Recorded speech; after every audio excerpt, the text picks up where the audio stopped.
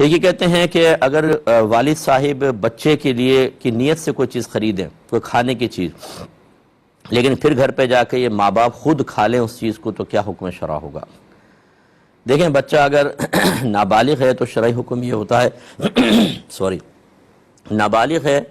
تو شرعی حکم یہ ہوتا ہے کہ جیسے ہی والد اس کے لیے کوئی چیز خریدے گا، چاہے اس کے قبضے میں دے نہ دے، وہ بچے کے قبضے میں چلی جاتی ہے، یعنی بچے کا قبضہ متحقق ہو جاتا ہے، بچہ اس کا مالک ہو گیا، اور نابالغ بچے کا مال بلا ضرورت ماں باپ یوز نہیں کر سکتے ہیں، اس لیے اس میں اجتناب کرنا چاہیے، بچے کو ہی چیز دینی چاہیے۔ اور اگر ایسا نہیں تھا، سب بچوں کے لیے، گھر کے بچوں کے لیے یا اپنے لیے بھی نیت شامل تھی، تو الگ حکم ہوگا۔ لیکن یہ ضرور ہے کہ ہمارے گھروں میں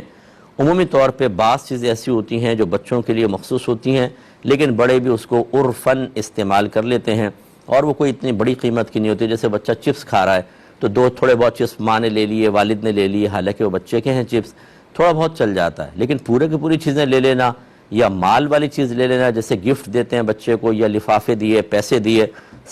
سالگرہ پہ والد صاحب نے جیب میں رکھ لی، عشرن جائز نہیں، یہ نابالغ کا حق ہے، وہ نابالغ پر ہی خرچ ہونا چاہیے، اس میں تھوڑا سا احتیاط کریں۔